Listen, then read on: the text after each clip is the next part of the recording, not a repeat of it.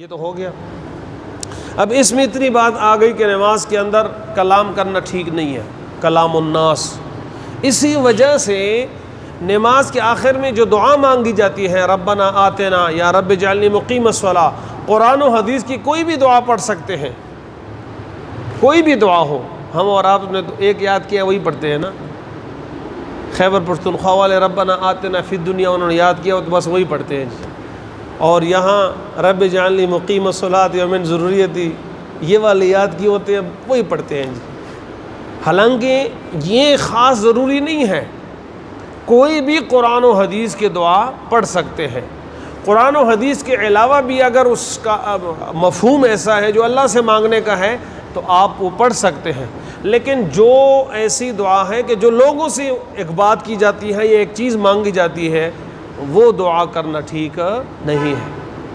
جیسے ایک 40 سالہ نوجوان تو اس کو نہیں کہنا چاہیے، لیکن چلو اب وہ اس کی شادی ہو رہی ہے تو وہ نماز کے اندر کہتے ہیں اللہم زوجنی۔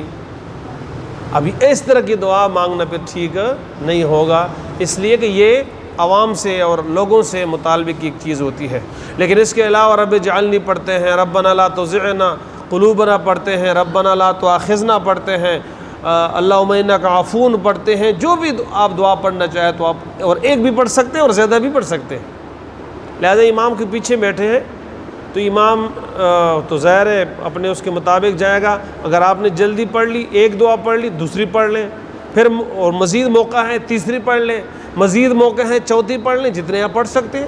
تو ایک بھی پڑھ سکتے ہیں، زیادہ بھی پڑھ سکتے ہیں، اور مخصوص کوئی دعا نہیں ہے، کوئی بھی دعا جو ہے وہ آپ پڑھ سکتے ہیں۔